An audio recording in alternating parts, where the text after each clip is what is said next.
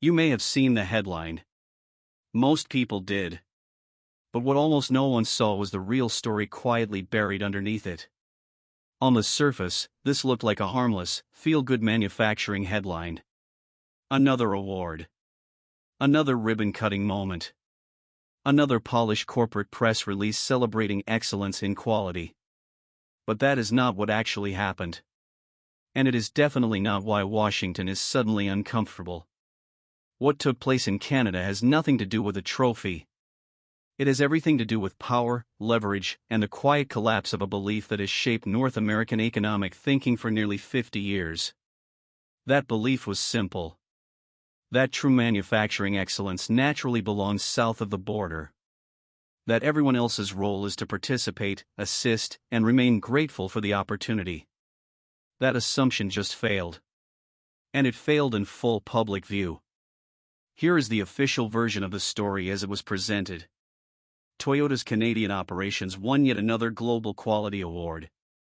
Not just another recognition, but the award that pushed them past every other automotive manufacturing plant on Earth. More awards than any facility in the United States. More than Japan. More than anywhere else. The most decorated automotive manufacturing plant in the world is not in Detroit. It is not in Kentucky. It is not in Texas.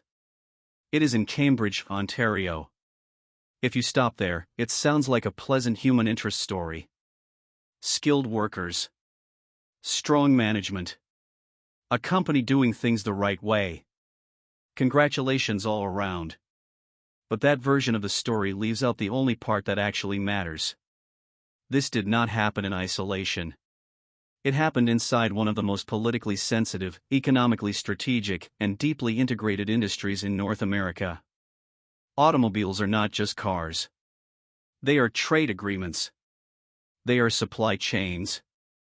They are labor standards. They are regional development strategies and industrial policy wrapped into a single product. And the moment Canada became the global benchmark for quality within that system, something far bigger shifted. Because for decades, the arrangement was supposed to work very differently. The United States would remain the unquestioned center of gravity. Canada would participate. Supply parts. Host plants.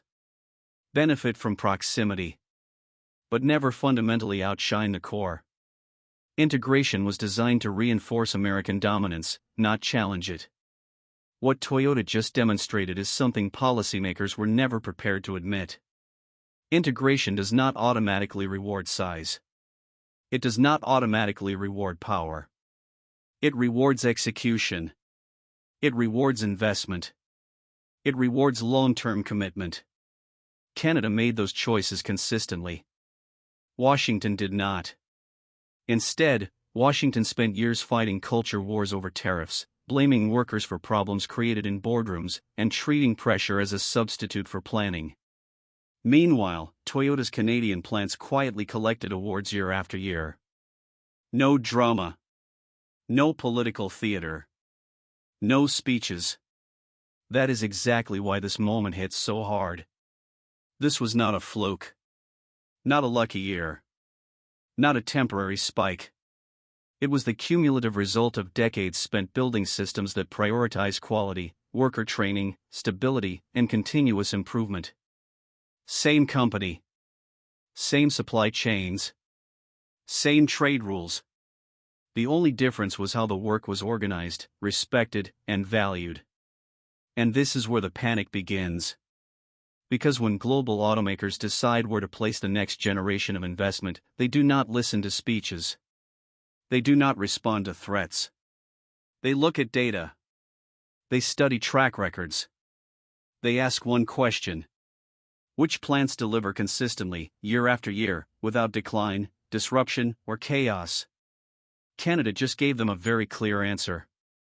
If you want world-class automotive quality in North America, you already know where it exists. Now put yourself in Washington for a moment. You have spent years telling voters that tariffs would bring manufacturing home.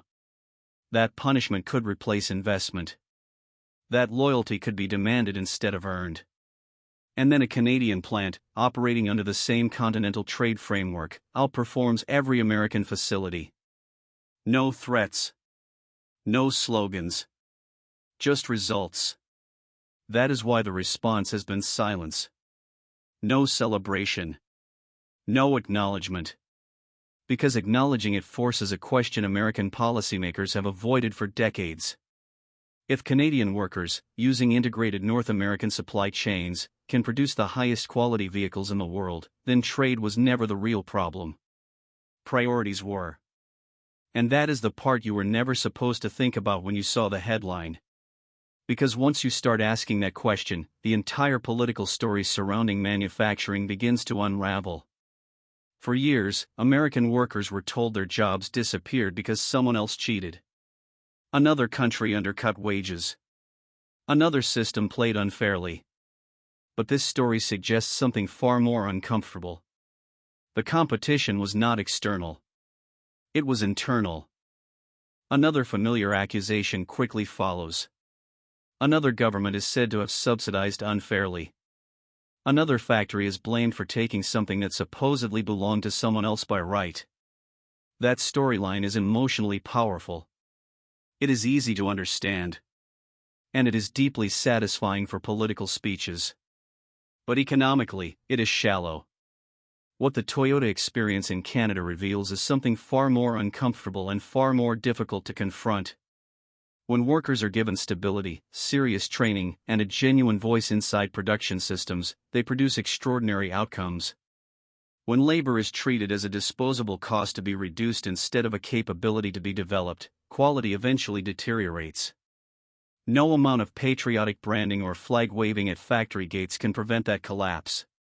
The Canadian facilities did not succeed because Canada is somehow magically different.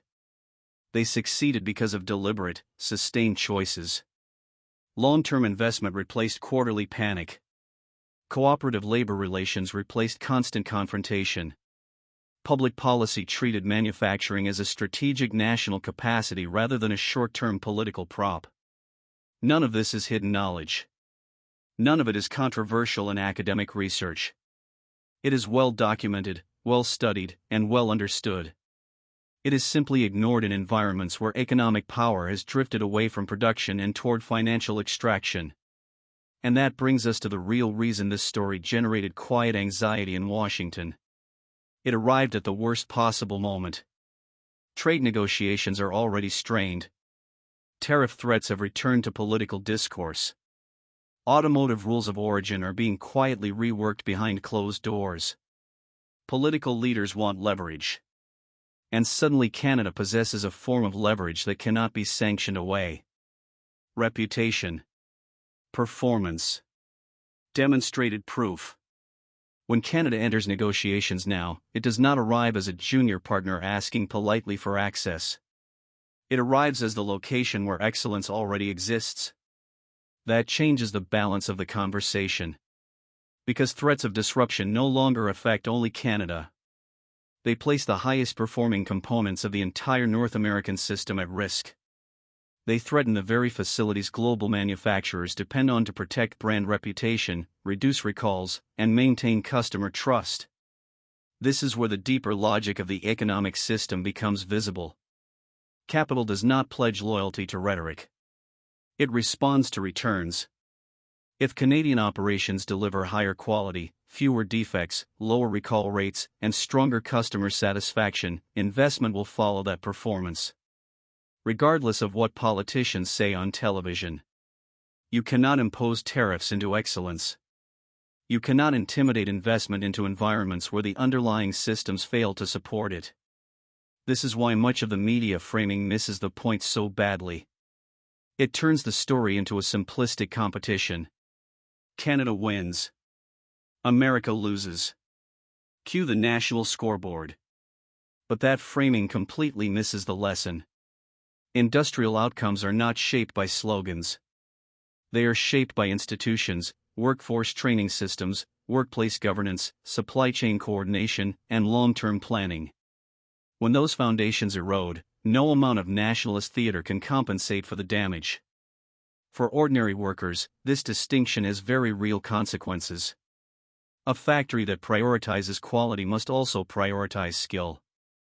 Skill leads to higher wages, greater stability, and safer working conditions. A system built around continuous improvement depends on experienced workers staying, not being endlessly replaced.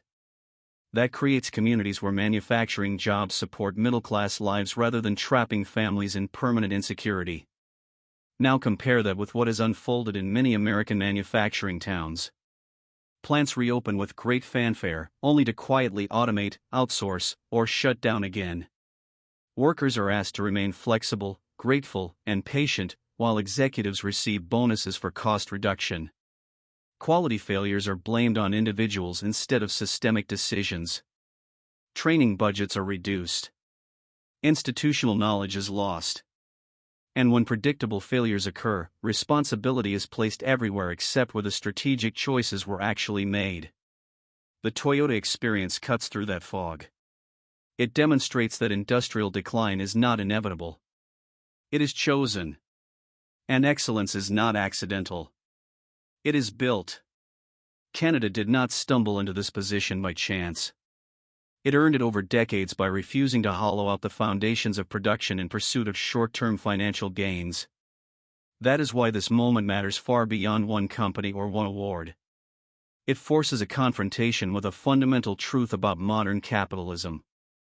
The system often rewards rapid value extraction, even when it undermines long-term productive capacity. But occasionally, an outlier proves that an alternative path is possible. And when that happens, it exposes just how fragile the dominant narrative truly is. Washington's discomfort is not about Canada. It is about what Canada's success reveals. This is not about Canada winning. It is about a familiar story no longer holding together.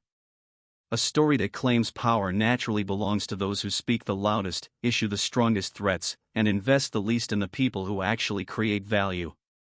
Once that story collapses, the consequences spread quickly. Because if quality, reliability, and sustained performance are the real engines of industrial success, then many long-standing policy choices suddenly become impossible to defend. Decades of corporate tax reductions for firms that failed to reinvest. Decades of weakened labor protections rebranded as flexibility. Decades of public funding distributed with no enforceable conditions attached. All of it justified by the claim that there was no alternative in a globalized economy. What the Canadian automotive sector demonstrates is that an alternative always existed. It simply required political resolve and a clearer understanding of who actually creates value inside an economy. To understand this, we have to follow the flow of money and the concentration of power. Automotive manufacturing did not erode in the United States because workers forgot how to build vehicles. It declined because ownership and incentives inside the industry fundamentally changed. Financialization shifted priorities away from production and toward share prices, cost reduction, and executive compensation. Factories stopped being evaluated on what they produced and began being judged on how cheaply they could operate in the current quarter. Training was reclassified as an expense. Maintenance became negotiable. Experience was treated as interchangeable. Quality became a problem to be addressed later, often through recalls. In Canada, the incentives aligned differently. Not perfectly, but differently enough to matter. Governments treated automotive manufacturing as a strategic sector rather than a disposable one. Unions maintained meaningful bargaining power. Training and apprenticeship pipelines remained intact. Companies seeking long-term access to the market were expected to demonstrate long-term commitment. Over time, this produced something increasingly rare in modern capitalism: stability. And stability is not stagnation. Stability is productive. When workers know they will still have jobs next year, they invest in mastering their craft. When managers understand that success depends on sustained performance rather than short-term cost-cutting, they invest in systems. When communities believe a plant will not disappear overnight, they support the surrounding ecosystem, suppliers, training programs, and local infrastructure.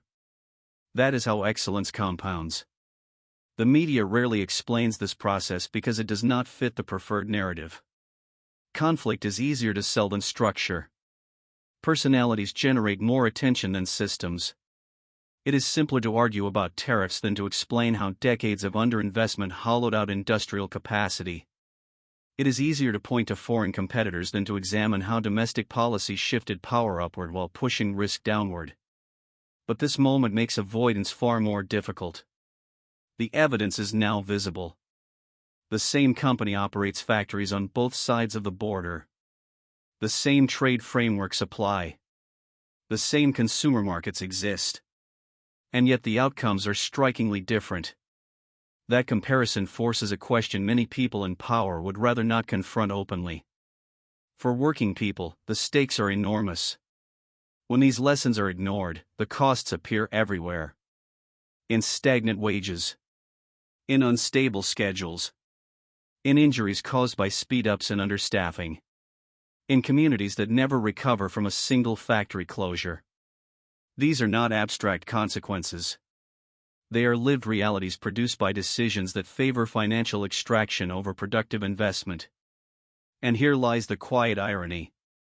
The very integration that was supposed to lock in American dominance has created a benchmark that now challenges it. North American auto manufacturing functions as a system.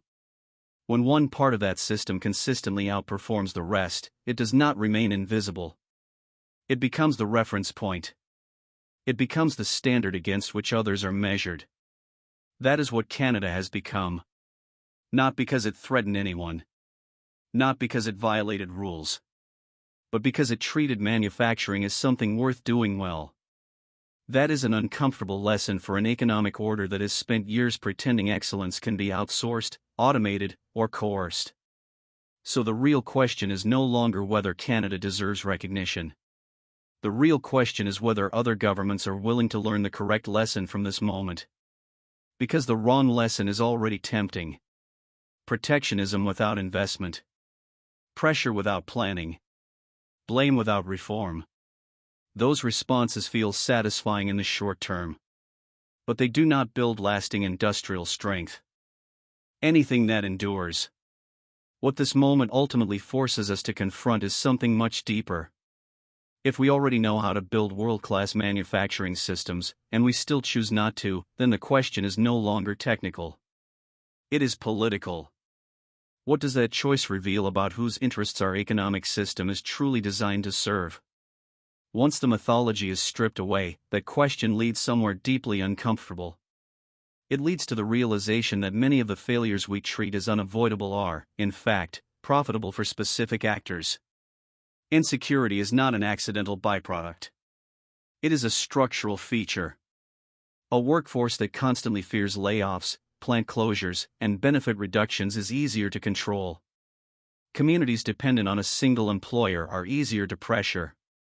Governments worried about capital flight are easier to influence. The Canadian automotive story matters because it interrupts that logic, even if only within one sector. Consider what had to exist for this outcome to be possible. Long-term labor relationships that did not treat unions as enemies to be eliminated. Public policy that recognized skills as a collective national asset rather than a private cost to be minimized. Regulatory stability that allowed firms to plan years ahead instead of reacting quarter by quarter. None of this is radical.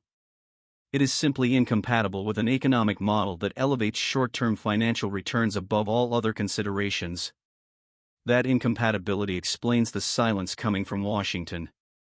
To acknowledge Canada's success would require acknowledging that decline elsewhere was not inevitable. It would require admitting that different decisions could have produced different outcomes. And once that door opens, it becomes very difficult to close. Because people begin asking uncomfortable questions. Why were those alternatives rejected? Who argued against them? Who benefited from maintaining the existing approach? This is where class power quietly enters the discussion. Financial interests benefit when production is treated as disposable. Executives benefit when cost-cutting is rewarded more than craftsmanship. Political careers benefit when symbolism replaces substance. Workers lose. Communities lose. Long-term national productive capacity erodes. The Toyota facilities in Canada expose that trade-off more clearly than any speech ever could. For decades, manufacturing policy across much of North America has been reactive. A crisis emerges. Subsidies are deployed. Cameras appear. Statements are issued. Then attention moves on. There is rarely a sustained commitment to rebuilding the underlying systems that actually generate excellence. Training becomes fragmented. Apprenticeship programs disappear. Institutional knowledge leaves with retiring workers and is never replaced. And then surprise follows when quality problems surface. What Canada demonstrated instead is that continuity matters. Experience compounds. Institutional memory cannot be recreated overnight with incentives or slogans. When a manufacturing plant accumulates award after award across decades, it is not the result of a single exceptional manager or one fortunate year. It is the result of a system deliberately designed to learn, retain knowledge, and improve continuously. And here is the part that should truly unsettle policymakers. This success did not require withdrawal from the global economy. It did not depend on isolation or protectionist barriers. It occurred inside an open, integrated, competitive market. Which means the argument that global competition makes high standards impossible simply does not withstand scrutiny. This was never a question of feasibility. It was a question of priorities. For ordinary people watching this unfold, the risk is that the wrong conclusions will be drawn. That leaders will attempt to regain control through tougher trade rules while ignoring deeper institutional failures at home. That reshoring will be discussed without rebuilding the social foundations that give reshoring real meaning. A factory without skilled, secure workers is only a structure. The Canadian automotive plants remind us that manufacturing is not fundamentally about machinery. It is about trust. Trust that effort will be rewarded. Trust that improvement will be valued. Trust that the future is something workers are allowed to plan for. Remove that trust, and no amount of pressure can force excellence into existence. And so this moment stands as a mirror. Not only for Washington, but for every society that claims to value productive work while quietly undermining the conditions that make it possible. The mirror is uncomfortable because it reflects choices, not destiny. It shows what happens when an economic system is aligned around short-term extraction instead of long-term creation. And once that reflection is seen clearly, it becomes impossible to unsee it. Long-term value rather than short-term extraction. The question now is whether anyone in positions of power is willing to look into that mirror honestly. Because once you do, it becomes very difficult to return to the comforting fiction that decline is unavoidable, or that workers simply need to try harder inside systems that were never designed to let them succeed. If there is a broader lesson in this moment, it is that excellence removes excuses. When one part of an integrated system consistently outperforms the rest, it eliminates the ability to blame vague external forces. You cannot blame globalization when the same global rules apply to everyone. You cannot blame technology when the same machinery is being used across borders. You cannot blame workers when the same company employs people in multiple countries and produces radically different outcomes. What remains are choices. Choices about governance. Choices about investment. Choices about whether labor is respected as a source of value or treated as a cost to be managed. That is why this story is not truly about Toyota. And it is not really about Canada either. It is about the type of economic system we have constructed, and the type we continue to insist is the only one that can exist. An economic system that rewards extraction over production will always struggle to deliver quality. An economic system that treats workers as interchangeable inputs will inevitably undermine its own capacity, and then blame those same workers for the results. The Canadian automotive facilities demonstrate that a different configuration is not only possible, but competitive. In fact, it does more than compete. It establishes a benchmark that others are now forced to measure themselves against. That reality should prompt a serious re-examination of industrial policy across the continent. But rethinking policy is difficult when it threatens deeply entrenched interests. It is far easier to change the channel. Easier to escalate a trade dispute. Easier to frame the issue as a national rivalry rather than a systemic failure. For working families, the consequences of that avoidance are severe. When policymakers refuse to learn from examples like this, insecurity becomes permanent. Jobs become temporary. Skills become obsolete faster than people can realistically adapt. Entire regions swing endlessly between false hope and quiet decline. None of this is inevitable. It is the result of decisions that determine who is protected and who is expected to absorb risk. That is why moments like this matter, even when they appear technical or distant. Automotive manufacturing may seem abstract if you are not employed in the industry. But the logic revealed here applies far beyond it. Healthcare, education, logistics, energy. Any field where quality, continuity, and human skill are essential. When systems are designed around short-term profit, quality deteriorates. When systems are designed around long-term value, quality improves and spreads. The silence from American political leadership is not merely embarrassment. It is uncertainty. Because acknowledging this success opens a door they do not fully control. A door that leads to uncomfortable questions about labor rights, public investment, and the role of the state in shaping markets. Questions that challenge decades of dominant ideology. Questions that cannot be dismissed with slogans. And yet those questions are already being asked. Workers are asking them, whether anyone in power welcomes it or not.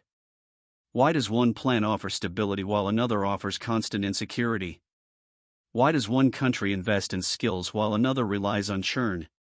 Why are quality outcomes so uneven when the stated inputs are supposedly the same? These are not radical questions. They are rational ones.